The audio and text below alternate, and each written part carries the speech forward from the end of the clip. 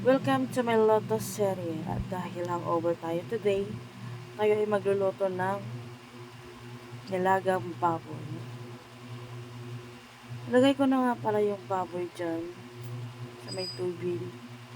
Sibuyas, bawang, paminta, at patis. Pagsabay-sabayin ko na lahat para dumikit yung lasa niya sa baboy. Masarap magigip ng sabaw pag alam mo hangover ka, diba? Hintayin lang natin maluto yan at pakuliin pa natin ng pakuliin. At habang hinihintay natin makulo yan, at tayo ay magmumosang for today's video. Alam nyo ba ako ay nagmaoy kagabi? Diyos ko.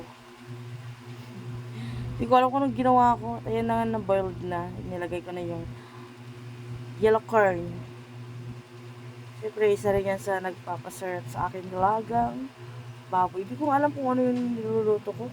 Nilagang baboy ba or bulalo. Kasi parang same lang naman sila eh. Basta para sa akin, kahit ano na dyan, importante masarap yung luto ko. And boiled na. At alam ko lang luto na din yung mais. At nilagay ko na nga yung sili at saka yung repolyo. Huli ko na kinilagay yung mga yan kasi malambot lang naman at saka madaling lutuin.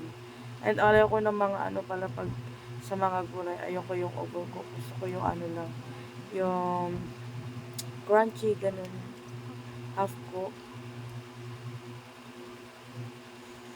At ayan na, ready to eat na naman ang person. Dahil hangover tayo, kailangan natin ng mainit na sabaw.